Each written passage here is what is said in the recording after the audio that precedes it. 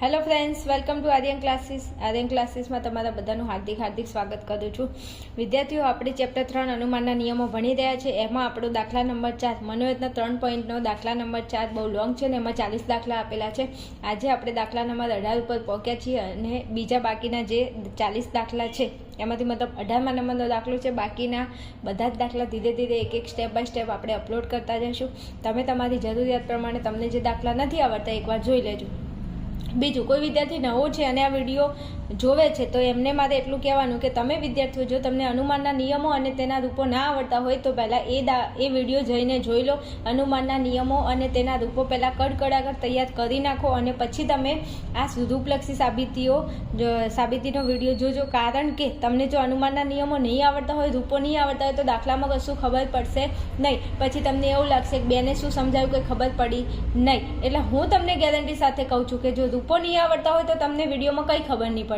એટલે સૌથી પહેલાં તમે શું કામ કરશો તો અનુમાનના નિયમો અને તેના રૂપો તૈયાર કરી લો. ઓકે, એના માટે અનુમાનના રૂપો અને નિયમો જો તમારે જોવા હોય તો નીચે ડિસ્ક્રિપ્શનની અંદર લિંક આપેલી છે. એકવાર જઈ અને વિડીયો વ્યવસ્થિત જોઈ લો. નિયમો રૂપો ના આવડે ને તો 10 વખત લખવાના. મારા ક્લાસીસની અંદર હું દરેક વિદ્યાર્થીઓને તત્વજ્ઞાનમાં જો નિયમ અને રૂપો ના આવડે તો એક રૂપ હું એમને 10 વખત લખાવીને તૈયાર કરું છું. કારણ કે આ આખું ચેપ્ટર નિયમ અને રૂપો આધારિત છે. જો એટલું આવડે તો બધું જ આવડે, આખું ચેપ્ટર આવડે. ઓકે, ચાલો હવે આપણે આ રૂપલક્ષી સાબિતી રચીને સિદ્ધ કરવાની છે. જ્યારે પણ આપણે રૂપલક્ષી સાબિતી રચીને સિદ્ધ કરવાની હોય ત્યારે અહીંયા તમને એક વિધાન આપેલું હશે. આ વિધાન તમારે નીચે નિષ્પન્ન કરવાનું છે. કોના આધારે? તો અહીંયા આ 1, 2 અને 3 આ પીપીનો મતલબ થાય આ 3 શું છે તો કે આધાર વિધાનો છે. આ 3 આધાર વિધાનનો ઉપયોગ કરીને આપણે આ વિધાનને ફલિત કરવાનું છે. આ 3 આધાર વિધાનો અને અનુમાનના નિયમો. અનુમાનના 8 નિયમો. 8 નિયમોમાંથી આપણે જે નિયમ અહીંયા લાગુ પડતો હોય એ નિયમનો ઉપયોગ કરીને આપણે શું કરશું તો કે આ વિધાનને નીચે નિષ્પન્ન કરીશું, ફલિત કરીશું. ચાલો ફટાફટ આવીએ. હવે વિદ્યાર્થીઓ, હું તમને એક વસ્તુ કહી દઉં. તમે આ વસ્તુ અહીંયા તમને જો અહીંયા સમુચ્ચય આપેલું છે તો કે હા, તો એક વસ્તુ આપણને ખબર છે કે અનુમાનના 8 નિયમો એમાં સમુચ્ચય આવતું હોય એવા અનુમાનના કેટલા નિયમો તો કે એવા 2 નિયમો છે. એક કોંજનો નિયમ છે અને એક સિમ્પનો નિયમ છે.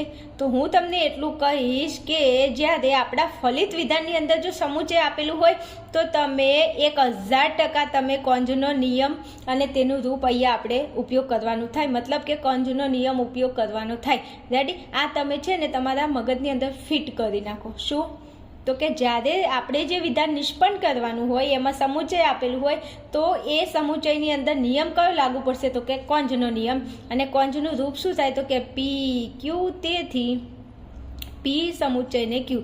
બસ જ્યારે આપણે દાખલાનું ક્લોઝિંગ કરીશું અથવા આપણે આ વિધાનને ફલિત કરવું હોય તો આપણે આ કોંજનો નિયમ છેલ્લે યુઝ કરીને આપણે આ વિધાનને લાવીશું. ઓકે, તો કે ઓકે, અહીંયા સમુચ્ચય હોય તો કોંજનો નિયમ આવે, અહીંયા વિકલ્પન હોય તો એડનો નિયમ આવે. રેડી? હવે એડનો અહીંયા સમુચ્ચય છે તો આપણે કોંજનો નિયમ યુઝ કરી અને આ વિધાનને છેલ્લે ફલિત કરીશું. ચાલો હવે આપણે દાખલો ગણવો છે, રૂપલક્ષી સાબિતી રચીને સિદ્ધ કરવી છે. તો સૌથી પહેલાં શું કરશું તો સૌથી પહેલાં તમારે સમુચ્ચયના આગળનું જે વિધાન હોય તો એ વિધાનને લાવીશું અને પછી પાછળનું જે વિધાન હોય એને આપણે લાવવાની નિષ્પન્ન કરવાની કોશિશ કરીશું. હવે તમે જુઓ, અહીંયા છે નિષેધ એલ અને અહીંયા છે નિષેધ કે. તો આ બાજુ આવો. અહીંયા જો નિષેધ કે તો આપેલો છે, મતલબ આપણું આ વિધાન આપેલું છે, આપણે ખાલી નિષેધ એલ લાવવાનો છે. રેડી? તો કે રેડી. તો નિષેધ એલ લાવવા માટે હવે આપણે આ સાઈડ આવી જઈશું તો કે હા, આ 3 આધાર વિધાનનો ઉપયોગ કરીશું અને નિષેધ એલને આપણે ફલિત કરીશું. રેડી છે? ઓકે, ચાલો હવે તો કે અહીંયા જુઓ, સર્વોપરી કારક તરીકે કોણ છે? જો આ પહેલા નંબરનું આધાર વિધાન, બીજા નંબરનું આધાર વિધાન. તો આમાં સર્વોપરી કારક તરીકે શરતી છે અને આમાં કોણ છે તો કે વિકલ્પન છે. રેડી? તો કે હા. હવે વિદ્યાર્થીઓ જુઓ, સર્વોપરી કારક તરીકે એમ અહીંયા શરતી છે તો શરતી આવતું હોય એવા અનુમાનના કેટલા નિયમો તો એક એમપીનો નિયમ છે અને એક એમટીનો નિયમ છે. રેડી? હવે જોજો, અહીંયા છે નિષેધ એલ. તો મતલબ એમપીના નિયમની અંદર તો નિષેધ આવતું નથી. આવે છે તો કે ના, નથી આવતું. તો એમપીનો નિયમ આપણે લગભગ યુઝ કરવાનો નહીં થાય કેમ કે અહીંયા નિષેધ એલ છે. તો એલ ક્યારે આવે? જ્યારે એમટીનો શરતી હોય અને નિષેધ હોય તો એમટી 100% આવે ને આવે, 1000% આવે. આવું કહેવાવાળું કોઈ નથી વિદ્યાર્થીઓ, એટલા માટે તકલીફ પડે છે. આવી નાની નાની વાતોને જો તમને સ્પેસિફાઈ કરીને આપે, મતલબ અલગ તારવીને આપે, તમને સમજાવે તો તમને ખ્યાલ પડી જાય. ઓકે ને. હવે એમટીનો નિયમ, એનું રૂપ શું થાય છે તો હું અહીંયા લખી દઉં છું. પી શરતી, ક્યુ નિષેધ, ક્યુ તેથી નિષેધ પી. ઓકે ચલો આ એમટીનું રૂપ આપણે લખી દીધું. હવે અહીંયા જોજો, હવે અહીંયા બીજા નંબરના આધાર વિધાનમાં સર્વોપરી કારક તરીકે કોણ છે તો કે વિકલ્પન છે. હવે વિકલ્પન આવતું હોય એવા અનુમાનના નિયમો કેટલા તો કે મારા ધ્યાનમાં તો એક જ નિયમ છે. હા, એડનો નિયમ છે પણ એ અહીંયા લાગુ ન જ પડે. ઓકે, તો ડીએસનો નિયમ છે. હવે ડીએસનું રૂપ શું થાય છે તો કે પી વિકલ્પન, ક્યુ નિષેધ, પી તેથી ક્યુ. ઓકે, આ ડીએસનો નિયમ છે. તો હવે મેં અહીંયા આપણે કોન્જનો નિયમ લખ્યો, એમટીનો લખ્યો અને ડીએસનો નિયમ લખી દીધો.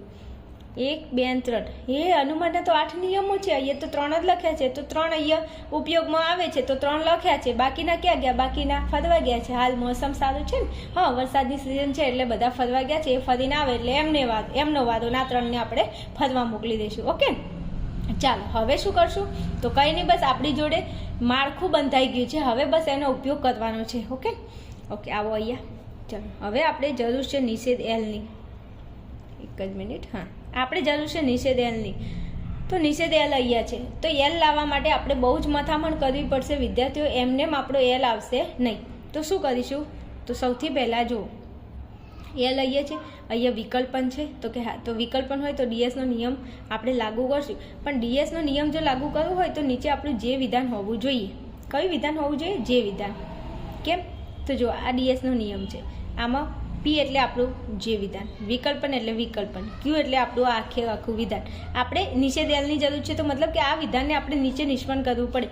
જો આપણે આ વિધાનને નીચે લાવવું હોય તો જે વિધાનને લાવવું પડે. અહીંયા હું લખી દઉં.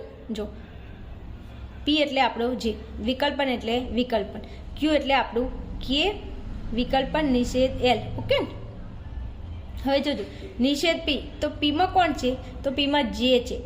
તો જેનો શું કરવો પડે? નિષેધ કરવો પડે. મતલબ નિષેધ પી એટલે જેનો જો અહીંયા નિષેધ થઈ જાય તો આપણે આ ક્યુ વિધાન તરીકે, જો અહીંયા ક્યુ વિધાન, આ ક્યુ વિધાનને આપણે કે વિકલ્પન નિષેધ એલને આપણે આ રૂપ પ્રમાણે નીચે નિષ્પન્ન કરી શકીએ તો કે હા કરી શકીએ. જો મારે નિષેધ એલ લાવવો હોય તો મારે આ આખા વિધાનને અહીંયા નિષ્પન્ન કરવું પડે. પણ આ વિધાનને હું નિષ્પન્ન કરું ડીએસના નિયમ પ્રમાણે તો એના પહેલાં મારે નિષેધ જેને લાવવો પડે. કોને લાવવો પડે? નિષેધ જે. હવે નિષેધ જેને લાવવા માટે તમે જુઓ જે કઈ જગ્યાએ છે અહીંયા છે, પણ અહીંયા વિકલ્પના નિયમ પ્રમાણે નિષેધ જેને હાલ આપણે અહીંથી નિષ્પન્ન ના કરી શકીએ તો જે કોઈ જગ્યાએ ઉપર દેખાય છે તો કે આ રહ્યો જુઓ અહીંયા શરતીમાં. તો શરતી તરીકે આપણે એમટીનો નિયમ અહીંયા લખેલો છે. તો જો એમટીનો નિયમ હું અહીંયા યુઝ કરું તો પછી મારો નિષેધ જે આવી જાય. અને નિષેધ જે આવી જાય તો આપણે આ વિધાનને નીચે નિષ્પન્ન કરી શકીએ. અને આ વિધાન નીચે નિષ્પન્ન થઈ જાય તો આપણો નિષેધ એલ આપણે ગમે તે કરી અને નીચે નિષ્પન્ન કરી શકીએ. રેડી? ઓકે, હવે આપણે એમટીના નિયમ પ્રમાણે નિષેધ જે લાવવાનું છે આપણે તો અહીંયા જુઓ આ એમટીનો નિયમ આપણે અહીંયા યુઝ કરીએ તો કે પી શરતી ક્યુ. તો આ આપણું પી વિધાન, શરતીનું શરતી, આ આપણું ક્યુ વિધાન. હવે જોજો એમટીના નિયમ પ્રમાણે પી એટલે આપણો જે, શરતી એટલે શરતી, ક્યુ એટલે આપણો કે. હવે ક્યુ એટલે કે, તો ક્યુનો નિષેધ છે તો ક્યુની જગ્યાએ કયું વિધાન છે? કે છે. તો કેનો નિષેધ હોવો જોઈએ. તો અહીંયા જો કેનો નિષેધ આપેલો છે, મતલબ કે આ ક્યુ વિધાન છે એનો નિષેધ આપણા નિષેધ કે આપેલો છે. તો હવે આપણે જે પી વિધાન હોય તો એનો નિષેધ કરી શકીએ. તો પી વિધાનમાં આપણે છે કોણ? તો પી વિધાનની જગ્યાએ જે છે. તો જેનો નિષેધ થાય તો કે હા થાય. અને આપણે નિષેધ જેની તો અહીંયા જરૂર છે કે નહીં તો કે છે ને. તો નિષેધ જેને હું અહીંયા નિષ્પન્ન કરી શકું, નિષેધ જે. રેડી છે? ઓકે, હવે મેં અહીંયા નિષેધ જેને નિષ્પન્ન તો કરી દીધું હે ને. હા, પણ નિષેધ જેને પૂછો તો ખરા કે ભાઈ તારા મમ્મી કોણ ને તારા પપ્પા કોણ? આ ભાઈને પૂછો તો એ ભાઈ કહે છે કે આ 1 નંબર છે એ મારા પપ્પા છે, કારણ કે પપ્પા પહેલાં આવે હે ને અને પછી મમ્મી આવે. તો નિષેધ જે એટલે એના નિષેધ જે એમ કહે છે કે આ 1 નંબર છે ને એ મારા પપ્પા છે એટલે લખો 1 નંબર. પછી આ 3 નંબર એ મારી મમ્મી છે એટલે લખો 3 નંબર. અને નિયમ કે મારા દાદા કોણ છે તો એના દાદા છે. અહીંયા જુઓ કઈ ગયા? આ એના દાદા, આ એમટી એના દાદા છે. કેમ? દાદા હોય તો એમનો છોકરો આવે, છોકરો હોય તો એનો છોકરો આવે. મતલબ આ છોકરું છે, આ એના પપ્પા છે ને આ એના દાદા છે. ઓકે, લખી દો અહીંયા એમટી. થઈ ગયું આપણું કામ તમામ. નિષેધ જેને આપણે નિષ્પન્ન કરી દીધું, પણ કયા આધાર વિધાન પરથી? તો કે 1 નંબરનું આધાર વિધાન અને 3જા નંબરનું આધાર વિધાન. નિયમ કયો લગાડ્યો? તો કે એમટીનો. જોઈ લો એમટીના રૂપ પ્રમાણે આવી ગયું છે પી શરતી, ક્યુ નિષેધ ક્યુ, તેથી નિષેધ પી. રેડી? કે બેન તમે જબર ભણાવો છો, આવું હું નથી કહેતી, છોકરાઓ કહે છે. હા, ભણાવું છું ભાઈ, શું કરું બોલો, તમને ખબર પડે એવું મારે સમજાવવું તો જોઈએ ને. હા, તો પછી ચાલો હવે નિષેધ જે આવી ગયો તો આપણે આ વિધાનને ફલિત કરી શકીએ ડીએસના નિયમ પ્રમાણે. અને બીજા નંબરના આધાર વિધાન પરથી જો આનું આ બેઠું તમને કોઈ જગ્યાએ દેખાય છે? જે ક્યાં છે? આ રહ્યો છે વિકલ્પન, એટલે આદિ વિકલ્પન. પછી આ વિધાન કે વિકલ્પન નિષેધેલ, કે વિકલ્પન નિષેધેલ કયા નિયમ પ્રમાણે? ડીએસના નિયમ પ્રમાણે. હવે જોજો નિષેધ જે નીચે હોવું જોઈએ, નિષેધ જે છે આદિ નિષેધ જે, તો નિષેધ જે હોય તો આપણે કયા વિધાનને ફલિત કરી શકીએ? તો કે ક્યુ વિધાનને. ક્યુ વિધાન એટલે કે વિકલ્પન નિષેધ એલ. નિષેધ એલ કેમ? કારણ કે અહીંયા આપણે નિષેધ એલની જરૂર છે એટલા માટે.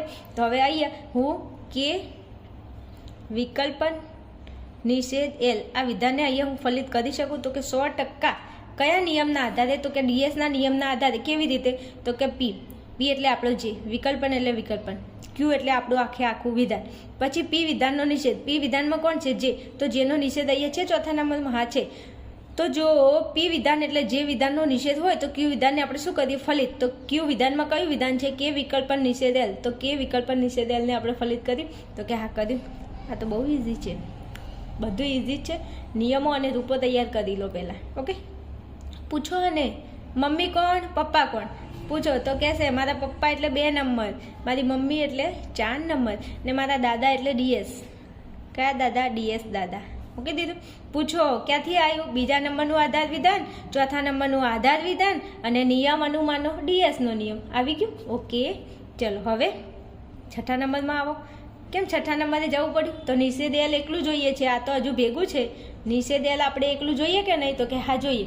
હવે નિષેધ એલને લાવવા માટે હજુ આપણે થોડી મથામણ કરવી પડશે. તો કે કેવી રીતે?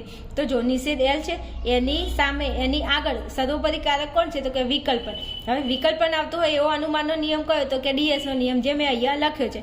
હવે અહીંયા જોજો પી વિકલ્પન ક્યુ, તો આ કે એટલે આપણું પી વિધાન. જો આ રૂપમાં હું આને ગોઠવણી કરું છું. તો પીની જગ્યાએ કોણ છે? કે. વિકલ્પનની જગ્યાએ તો વિકલ્પન જ હોય. પછી ક્યુની જગ્યાએ કોણ છે? નિષેધ એલ. ઓકે, હવે આ રૂપ પ્રમાણે અહીંયા જો પીનો નિષેધ, પીમાં કોણ છે? કે. તો કેનો નિષેધ થાય? તો કે હા થાય. જો કેનો નિષેધ થાય તો અહીંયા ક્યુ વિધાન. જો આ નિયમ પ્રમાણે પી વિકલ્પન ક્યુ, અહીંયા જોજો થોડું ધ્યાન આપજો. જો અહીંયા પી વિકલ્પન ક્યુ, તો પી એટલે કે, વિકલ્પન એટલે વિકલ્પન, ક્યુ એટલે નિષેધ એલ. પછી જો પીનો નિષેધ કર્યો છે, પીની અંદર છે કોણ? કયું વિધાન? કે. તો કેનો નિષેધ કર્યો છે. પછી નિયમ પ્રમાણે ક્યુ વિધાન નીચે આવવું જોઈએ. તો ક્યુ વિધાન એટલે આપણું નિષેધ એલ. તો નિષેધ એલને આપણે નીચે લાવી શકીએ? તો કે 100% લાવી શકીએ. પણ એના પહેલાં નિષેધ કે કઈ જગ્યાએ છે? શોધો નિષેધ કે છે કે નહીં. તો આ બાજુ આવો તો ચોય દેખાય છે. આ જો આ આપણું પી વિકલ્પન ક્યુ, પછી આ પી વિધાન. તો પી વિધાનનો નિષેધ હોવો જોઈએ. તો કેનો નિષેધ તમને ક્યાંય દેખાય? હા, ઝૂમ કરીને જો આ રહ્યું કેનો નિષેધ છે. તો કે હા છે. તો હવે એલ નીચે પી વિધાન તરીકે એલને આપણે નિષ્પન્ન કરી શકીએ? તો કે હા 100%. તો અહીંયા લખી દઉં નિષેધ એલ. કેવી રીતે લાવ્યું ખબર પડી કે નહીં? અહીંયા જુઓ આપણું કે વિકલ્પન નિષેધ એલ, પછી કે એટલે પી વિધાન. તો અહીંયા જો પી વિધાનનો નિષેધ. તો આ જો આ કે એટલે આપણું પી વિધાન, તો આનો નિષેધ છે. તો કે આ છે. પછી ક્યુ વિધાનમાં નિષેધ એલ છે, તો એલને આપણે નિષ્પન્ન કર્યું આ રૂપ પ્રમાણે. પી વિકલ્પન ક્યુ, નિષેધ પી, તેથી ક્યુ. તો કે વિકલ્પન નિષેધ એલ, નિષેધ પી, નિષેધ કે, તેથી નિષેધ એલ. બીજું આ એલનો નિષેધ તો પહેલેથી હતો જ. આ રૂપ પ્રમાણે કોઈ નિષેધ નથી કર્યો. તમે એમાં કન્ફ્યુઝનમાં ના આવતા. હાલો, આને પૂછો મમ્મી કોણ ને પપ્પા કોણ? એટલે કહે છે 5 નંબર મારા પપ્પા અને 3 નંબર મારા મમ્મી. મારી મમ્મી, મારા મમ્મી. મમ્મીને વધારે માન આપો તો મારા મમ્મી કહી શકો, હે નહીં તો મારી મમ્મી. ચાલો 5 અને 3 નિયમ આપણે કયો અહીંયા યુઝ કર્યો તો કે ડીએસનો નિયમ. લખો ડીએસ. થઈ ગયું? હા, 7 જન્મ લાગી ગયા દાખલો ગણતા ગણતા. પરસેવો થઈ ગયા. હજુ બાકી છે. હો, ચિંતા મત કરો. ચલો હવે નિષેધ એલ આવી ગયો. નિષેધ એલ આવી ગયો. હવે કે તો આપણી જોડે હતો જ. હા, પણ હવે પાછો કયો નિયમ? કોંજનો નિયમ, જે મેં અહીંયા લખી દીધો છે. તો પી ક્યુ, તેથી પી સમુચય ક્યુ.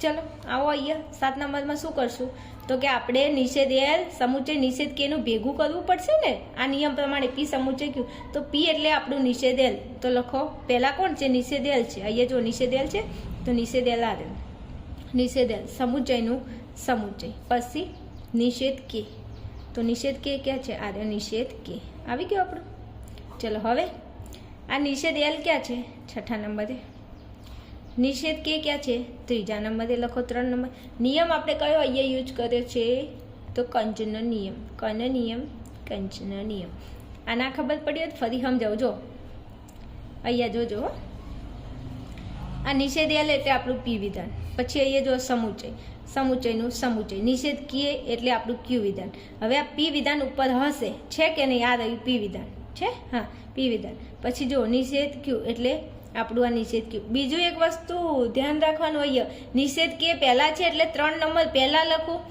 અને નિષેધ એલ પછી છે એટલે 6 નંબર પાછળ લખું એવું ભૂલથી ભૂલ નહીં કરવાની હો હા અહીંયા આપણે ફલિત વિધાનમાં જોવાનું ફલિત વિધાનમાં જે વિધાન પહેલું હોય તો એનો ક્રમ તમારે પહેલો લખવાનો ખબર પડે છે ફલિત વિધાનમાં નિષેધ એલ પહેલાં છે તો નિષેધ એલ આપણું કઈ જગ્યાએ તો 6 નંબર પહેલાં લખવાનું નિષેધ કે પછી છે તો નિષેધ કે જે જગ્યાએ હોય એ જગ્યાનો ક્રમ લખવાનો પછી એવું ના કરવાનું કે અહીંયા દાખલામાં કે પહેલાં છે તો કે 3 નંબરમાં પહેલાં 3 નંબર લખું અને એલ પછી છે તો 6 પછી લખું એવું ભૂલથી નહીં કરવાનું અહીંયા જોવાનું ફલિત વિધાનમાં કોણ છે પહેલાં નિષેધ એલ તો નિષેધ એલ જે જગ્યાએ હોય એનો ક્રમ પહેલાં લખો પછી નિષેધ કે છે તો નિષેધ કે જે જગ્યાએ હોય એનો ક્રમ લખવાનો અમુક છોકરાઓ આવી બહુ ભૂલ કરતા હોય છે કે અહીંયા તો નિષેધ કે પહેલાં છે તો હું 3 પહેલાં ન લખું એવું ન થાય ના થાય અહીંયા નિયમ પ્રમાણે જેમ આવતું હોય એમ આવે હવે જુઓ અહીંયા જે વિધાન હતું એવું સેમ ટુ સેમ અહીંયા વિધાન આવી ગયું તો કે હા અહીંયા હતું નિષેધ એલ તો અહીંયા આવી ગયું નિષેધ એલ